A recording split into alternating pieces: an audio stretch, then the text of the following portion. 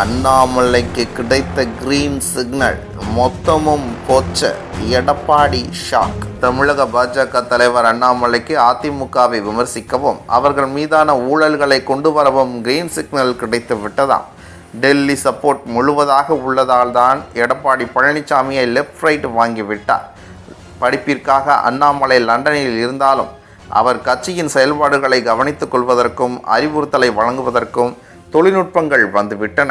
எனவே அந்த 6 மாத காலத்தில் தமிழக பாஜகவிற்கு எந்த ஒரு பொறுப்பு தலைவரும் நியமிக்கப்பட வாய்ப்பில்லை என்ற தகவலும் கிடைத்துள்ளது. நம்பிக்கை துரோகி என்றால் அது எடப்பாடி பழனிசாமி தான் எனவும், நம்பிக்கை வைத்த பிரதமர் மோடியின் முதுகிலேயே குத்தியவர்தான் எடப்பாடி எனவும், அதிமுக கோட்டை என கூறும் கோவையில் 3 சட்டமன்ற தொகுதிகள் டெபாசிட் இழந்தது. சிலர் சுயலாபத்துடன் செயல்படுவதால் அதிமுக அழிந்து கொண்டிருக்கிறது.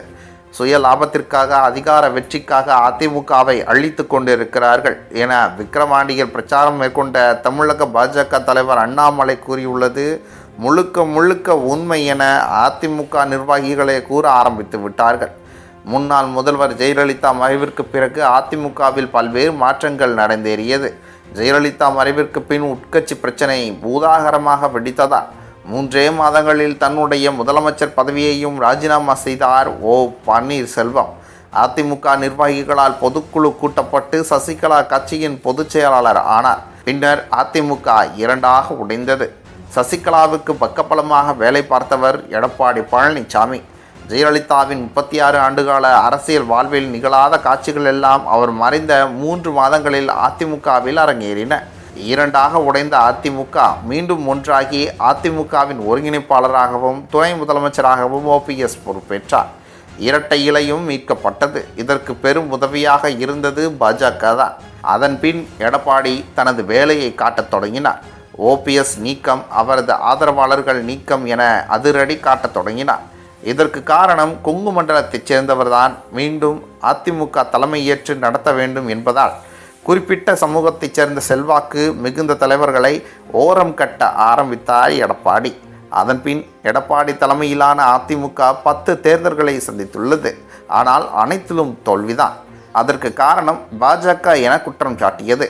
பாஜகவால் தான் சிறுபான்மை ஓட்டுகள் வருவதில்லை என பேச ஆரம்பித்தார்கள்.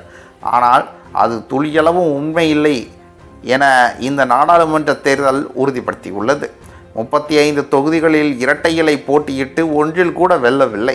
விக்கிரவாண்டி இடைத்தேர்தலில் போட்டியிட்டு தோல்வியடைந்தால் 11 தோல்வி எடப்பாடி என்கிற பெயர் வந்துவிடும் என்று பயந்துதான் இப்போது இடைத்தேர்தலையே புறக்கணித்திருக்கிறார் எடப்பாடி. இரட்டை இலை சின்னத்தை வைத்துக்கொண்டும் கூட எடப்பாடியால் ஜெயிக்க முடியவில்லை. அவரது கட்டுப்பாட்டிலும் கட்சி இல்லை. தென் மாவட்டங்களில் உள்ள 5 தொகுதிகளில் டெபாசிட்டை பறிகொடுத்திருக்கிறது இரட்டை இலை.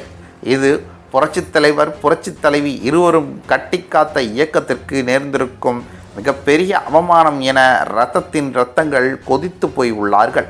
2026 சட்டமன்ற தேர்தலில் இதே நிலை தொடர்ந்தால் அதிமுக என்ற கட்சியே காணாமல் போய்விடும் என்று அதிமுகவினரே சமூக வலைத்தளங்களில் பதிவிடும் நிலை ஏற்பட்டுள்ளது. மேலும் இன்றைய தேதியில் ஆளும் திமுக மீது மக்கள் கடும் கோபத்தில் உள்ளார்கள். அதை அறுவடை செய்யாமல், அதற்கான வியூகம் அமைக்காமல் திமுகவின் வெற்றிக்கு எடப்பாடி தான் உதவுகிறாரா என்ற கேள்வி அதிமுகவினரிடையே எழுந்துள்ளது. இந்த நிலையில் குறிப்பிட்ட சமூகத்தைச் சேர்ந்தவர்களுக்கு அதிமுகவில் மதிப்புகள் தருவதில்லை என்ற குற்றச்சாட்டு எழுந்துள்ளது. மக்களும் எடப்பாடி பழனிசாமியை நம்புவதாக தெரியவில்லை. எடப்பாடி பழனிசாமி முதல்வராக இருந்தபோது பாஜகவுடன் இருந்ததால் தான் மக்கள் எடப்பாடி பழனிசாமியை முதல்வராகவே ஏற்றுக்கொண்டார்கள்.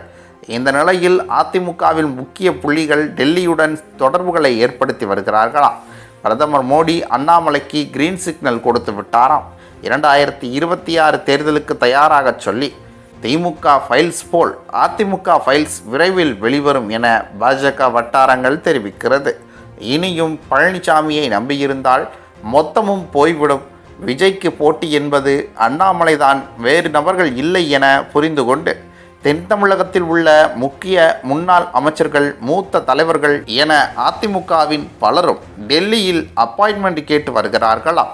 மேலும் பிரதமர் மோடி அண்ணாமலைக்கு கிரீன் சிக்னல் கொடுத்து விட்டாராம். 2026 தேர்தலுக்கு தயாராக சொல்லி திமுக ஃபைல்ஸ் போல் அதிமுக ஃபைல்ஸ் விரைவில் வெளிவரும் என பாஜக வட்டாரங்கள் தெரிவிக்கிறது. இதுபோன்ற முக்கிய நிகழ்வுகள், அரசியல் தகவல்களை ஆழமாக மாறுபட்ட கோணத்திலும் அறிந்து கொள்ள மறக்காமல் உங்கள் TNS24 டிஜிட்டல் பக்கத்தை பின்பற்றிக் கொள்ளவும்.